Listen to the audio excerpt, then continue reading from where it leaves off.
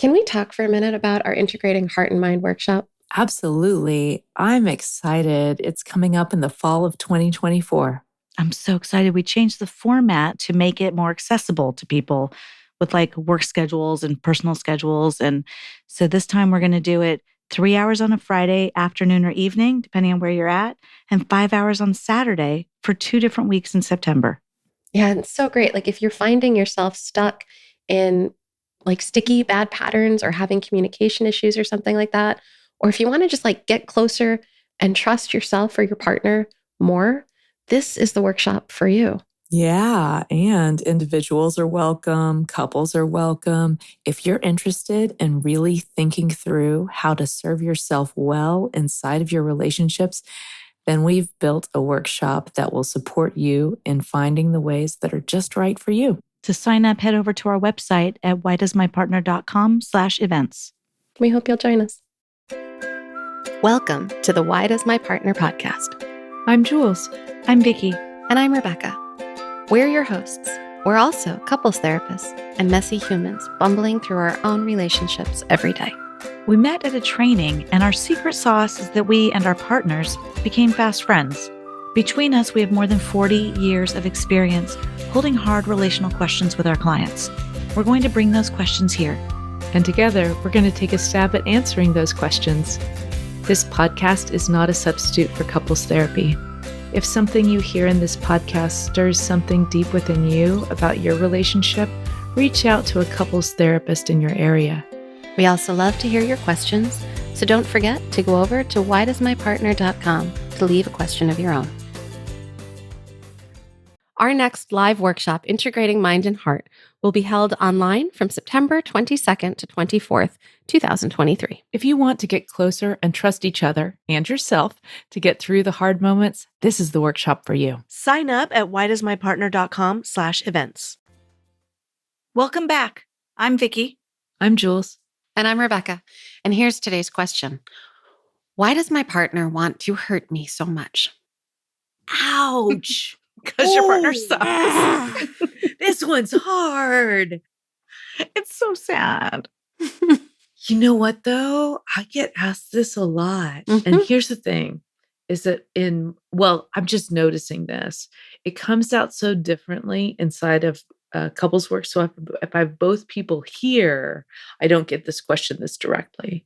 But I actually do have individual people coming to me. That's right. And asking this exact question. So, yeah. Well, I'm thinking about my people who ask similar questions. And I'm also thinking about my people who don't ask this question. Right? And that for some, it's like that history colored glasses, psychological floor stuff we talk about. It's like how we're oriented to see the world and to see relationships. And for others, like, no, there's something really awful happening inside of there. Yeah. Right. It could go either way. It could be that your partner actually wants to hurt you and is doing that.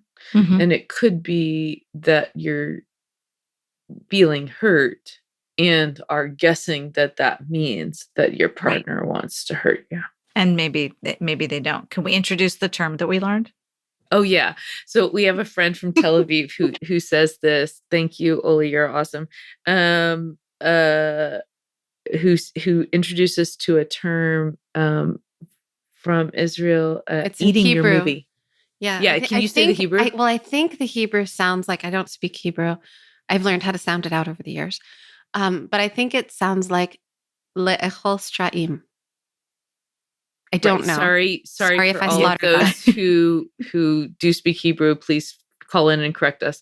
And it's the term though means eating your movies, and so it's like I love it so much. It's like I tell myself a story in my head about what's happening, and then I'm gobbling it up and believing every word of it. Yeah. Believing the story. Believing the but story. Believing the story doesn't sound as good as eating the movie. Exactly. I just like that term. So it could be, if you're the one asking this kind of question, do you be curious if that's part of what's going on? Yeah. Are you I'm eating not your saying movie? that means you're not hurt. I'm not saying that. Right. What I'm saying is it could be that the wanting to hurt you may or may not be happening. And then there are, I mean, it's not oh so common, but there are people who want to hurt you because they're mean or narcissistic or like really not good, not okay. Not okay. Sociopathic or whatever we want to call that. Yeah. And then there's also, and I was going to bring in retaliation, but I want to say that sometimes those mean, not good people are retaliating as well. So I don't want to separate this out. Sure. And then sometimes there are decent people out there who still use, possibly subconsciously, but retaliation as a tool when they're upset. We talked about this just last episode inside when we were talking about fairness, that it's a really common response is to have a space. And I think this is kind of similar, but with a different kind, it's answering a different kind of thing. And but I think the self-justification element can be the same. So let's imagine you are with a partner who is not actually enjoying your pain. Right? So not that kind of partner. They are a lovely human who is retaliating. I just want to slow us down because the way you just said that there, Jules, I think that really names the wanting to hurt me, right? Are they enjoying your pain? Right. Are you in pain or are they enjoying, right? Like there's a shift that happens in there as I hear that languaging. Yeah. And they could want to hurt you, but not because they enjoy your pain. Yeah. It could be it could be a form of communication. Yeah. Yes. Right? Yeah, I was going to jump in. Thank you. Inside of that, though, there is a self-justification still, just like we were talking about last time. But this time, it's more like, I'm going to show you how much I'm hurting by trying to get you to hurt the same amount. Because I don't know how else to communicate it to you. Because the only way I know, in my limited experience, to let you know about how much pain I'm in is to share that pain with you and show it to you. Or the only way I know for sure you got it is if you're hurting as much as I am. So it could be that that's part of what's going on too. Which, by the way, I get it. I do. But, and I don't know that Gabe has ever done this to me on purpose, but I want to say that even if he says something that hurts, that's so not his method. He's more shut down. But if someone says something, let's say it's not him, in the moment that hurts me, it's never going to cross my mind in that moment. Oh, that's how hurt you were. Like, it's not a good method. I just want to put that out there. That it's not really usually doesn't. Successful. No, it doesn't teach the other person how hurt, like, because now I'm stuck in my hurt. It doesn't cross my mind. Oh, you were hurting really bad. Okay, that actually, but I've done a lot of work. You know my what, son though? said something hurtful today, and it did. Like right then, I was like, "Oh, he's hurting pretty bad." He's hurting pretty bad. Because I don't know if I would do it with a peer. But I'm glad you brought that up because, like, I have a tough relationship with my mother, and I might move into a hard space like this when I'm seeking something she can't offer me. Right, and so it's not something I want to do, right? But I think this is where, and I think we've talked about this in past episodes. I know it. I think like season 1, we talked about this, where we're talking about like rage being a bid for connection. It's like, it's a way of saying like, care about me. Come on, show up. Totally. And it could be that is exactly what you're experiencing, person who called this in, is that there is a sense for your partner about that they're not feeling seen or gotten or like they matter to you. And if that's happening, sometimes we'll move through that panic grief. So this is leaning into Yakpong Sep's work for anyone who cares. I know. I love all this. I love that you laugh when I say the scientist names. It's fun. That's the thing. It's the scientist names that you know. That's the part. It's just so absurd. I'm like, and she says it like everyone's going to know who that is. We have a lot of listeners for those who but there are people who are listening who really are going to care about that, and they're going to go look it up now. Yes, and I care about it too. I just think it's funny because I so don't know the names. It's funny because it's at the tip of my head all the time. Exactly. Okay, that's so Yakpong Sep. Yeah, because I'm thinking about the research, but I can't remember his name. Yep, Yeah. totally. We can put his names in the show notes for you. Yeah. And it sends you a link to Archaeology of the Mind, which is a really wonderful book for anybody who cares about that sort of thing. Anyway, but the Cliff Notes version is we move when we have a bid for care, right? When we make that reach out for care and it's not met. Now, that doesn't mean the person didn't try to meet it. Maybe they even attempted to meet it, but it was not met well, or it wasn't received as us subjectively as having been met. Then what's going to happen first is we'll move into panic grief. And then we move, let's say that doesn't work. Panic grief. Like, think about your kiddo whining. It's like, oh, wow, that got my attention. What do you want? See, it works really well. Yeah. And then we move through that and into more of a fear or terror response. I'm never going to get my need met. And then if that doesn't work to grab people's attention, which it often does, by the way, if that doesn't work, we'll move into rage as a bid for connection. Pay attention to me. It happened just the other day when my daughter and I were building Legos, and she hurt her. She was snapping a Lego together and scratched her thumb. She was like, "Ow, my thumb!" And I was like, "Oh, I'm sorry, hon," and kept building, but didn't look at her. And she's like, "Why aren't you paying attention to me?" I'm like, "You're okay." She's like, "I am not okay." She was okay, but Yeah. but I did not do a great job of answering her bids.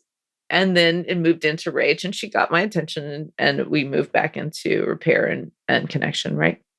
So it could be that there is a want under there, maybe even subconsciously, that is longing for feeling like they matter to you. Which brings me to a thought about compassion, right? Oh my gosh, right to compassion. Because if we could meet this with compassion, if we could meet that longing with compassion, if we could meet, because compassion is care. So if someone is meeting us with that rage, right? Like even as I think about the hard places in my relationship that I just described before with my mom, in the times or the places where I might be met with compassion, everything shifts. When that's not there, it's much harder to shift. Or the shift that has to happen is me giving compassion to me. Yeah. Right? Yeah. Yeah. But that's a different shift. Totally. And that might mean, like, if I'm in a relationship with a partner, that might mean, okay, so if I'm turning and noticing that I'm hurting so much inside of this relationship, and despite how much I'm talking with my partner about it, they're unable to meet my need. Maybe there's some kind of way I need to care for myself differently. Maybe that includes a safety plan. Maybe that includes finding a way out. Maybe that it could mean a lot of different things. But if I now, it depends on what we're dealing with. Yeah. Right. It depends on what we're dealing with. But if I start by meeting myself with compassion, I might be able to notice that I have some kind of resource, some kind of other option, some kind of, right? Like I could meet me with compassion as a start. And that you're valuable enough to protect. Yes. Right. Oh, But yeah. I'm also sitting though with the nuance of this, right? Because I can just feel how hard it is to meet rage with compassion because I get worried about that communicating that your behavior of retaliation or your behavior of trying to hurt me is okay. And I don't want to communicate that. I'm just sitting here thinking about how, if I were listening to this conversation, how hard it is to feel through that nuance. So maybe I could clarify a little bit of what I'm saying. Is that like, if I'm raging at you, rage, and you go, oh, you're really hurting. That might disarm me and help me share what I'm really hurting about. It doesn't. Here's another compassion move. Oh, you are pissed. I see you and I am listening. Yes. So it doesn't even have to drop to the hurt that may be underneath it. Yep. It could be that you're matching that. It could be that you're matching that. Another way it could work out is I'm raging at you, raging at you, raging at you. And you shift the compassion on towards yourself. Right? And then maybe you're, depending on what's happening, depending on how safe it is for you to do so, you might be like, yeah, I can't do this anymore. I'm gonna create some kind of distance between us, whether that's a psychological distance where I might be standing here, but I'm taking a different kind of care of me and I'm not letting this in, or I'm actually putting physical space between us in some way, right? That's maybe a compassionate move towards the even, self. Yeah. And maybe even permanently. I'm just thinking like this, there's such a huge difference between this happening once or this happening every once in a while versus this happening constantly. Yep.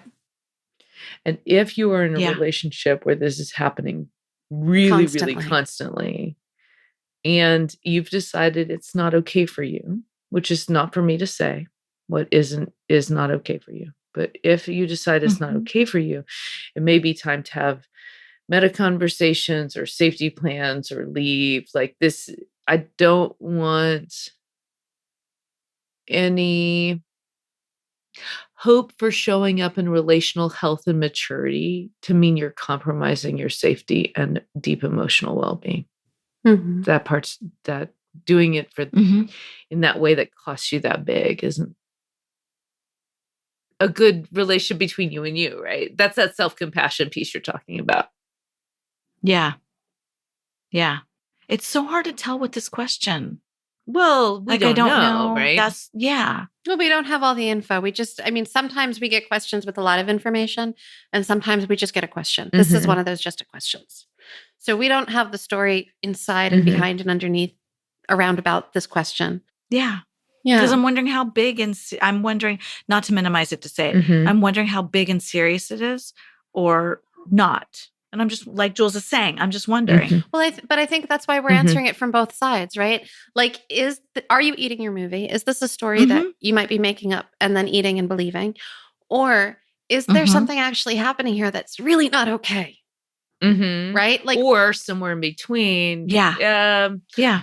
Totally. And communicating and the in-between is like, well, the way you're communicating it isn't really okay with me, but the fact that you want me to pay more attention to you is really okay with me.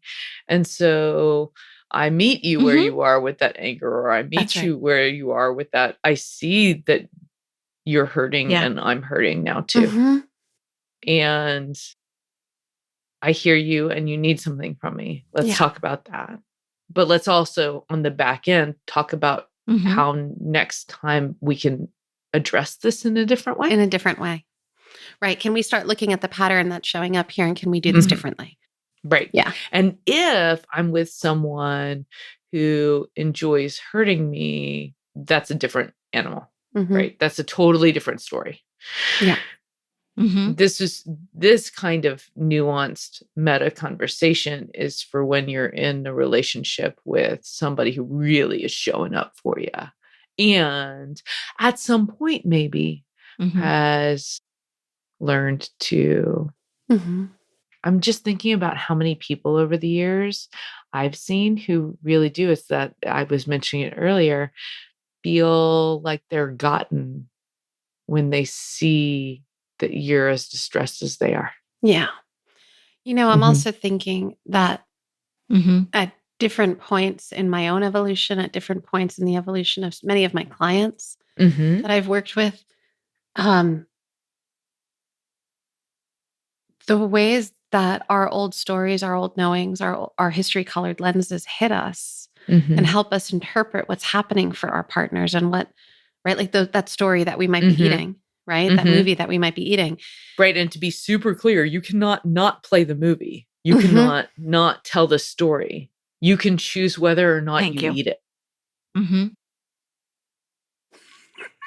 It's so good. Sorry, Becky, go on. Love it. What were you saying? Well, but that's it, right? Like that's also a big piece to kind of pay attention to in here. Right? Because if it's like, you're not getting me, there's a big misattunement, and I'm interpreting that misattunement as you want to hurt me. Right. right? Like that there's a part of that I need to do a U-turn on and go, oh, that's my history. Right. Right? Like, so there's different parts that are like really nuanced and to check out. That's my stuff. Because there's many different, I don't know how to interpret this question. There's so much inside of it. So we're trying to interpret it in all the ways. And I just want to, there is this moment. I live in a family full of ADHD brains. So my partner's been telling me for a really long time he thinks I have ADHD, and I'm finally coming to terms with the possibility that he may be. He might be right. You're right. You're right, honey. But what would happen early on, and this is like old stuff. This like from when we were first together.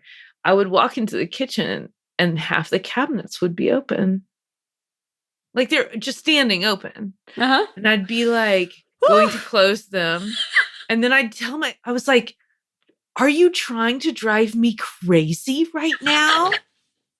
And so first of all, my partner does have ADHD and leaves cabinets open all the time. And he's not trying to drive me crazy. He just forgot to close them. It's really that simple. He's not thinking about me. He thinks about me constantly. He is amazing.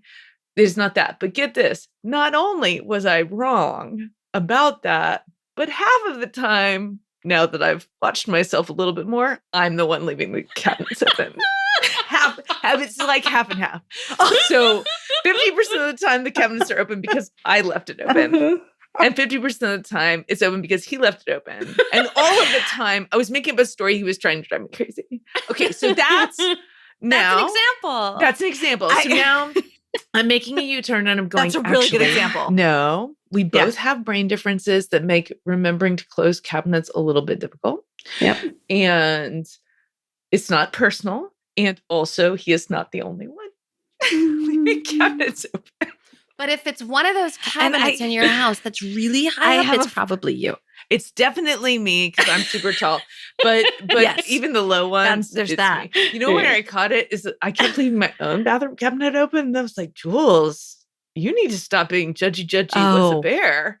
I think you're leaving cabinets open all over the damn house. And I started watching. I was like, I totally am doing that. Oh, gosh. Now, I have to know, because of the height of both of you, because the reason Gabe never leaves them open, the reason that he goes bonkers when I do, it's worse than that, Rebecca. It's the point in the forehead. Gets him right here. Yes, it stabs him in the forehead. That's what I'm showing the girls on Zoom. And then he'll turn around and be like, you left the cabinet open again. And one of his issues with me, the only issue I'm aware of, because I think you guys know he won't tell me, like he hates how oblivious I am. And that's the best example he has of my obliviousness, is that I leave them open. But Jules, I feel like the doors of your cabinets are all done at like the perfect length. Perfect height to not be nailing you in the forehead. It was annoying only because I'm coming in and aesthetically they're all open. Yeah, because they're not hitting you, right? Yeah. So there was no pain. So before this episode turns too much into why does my partner leave the cabinet doors open? Right. Which would be another episode. Maybe this is a good place for us to land. Yeah. Yep. Let's do it. Like dishwashing. All right. Take care of each other best you can, y'all. Bye-bye. Bye-bye. That wraps up this week's episode. Join us again next week for another Why Does My Partner? We hope that you continue to listen wherever you get your audio and that you'll follow the show. To go deeper, join us at one of our workshops. You'll find our next date at whydoesmypartner.com. Did you know you can ask us your questions? Your questions are relational gold. Go to whydoesmypartner.com to either write in or record your question for a future episode. And here are some gratitudes. Thanks to Al Huberman, our sound editor and podcast production magic maker. Thanks to every one of you who has joined us for our workshops in the past. We've learned so much from all of you. And thanks to everyone who's reviewed the show on Apple Podcasts. Your reviews help others to find the show. Take care of each other best you can. See you next time.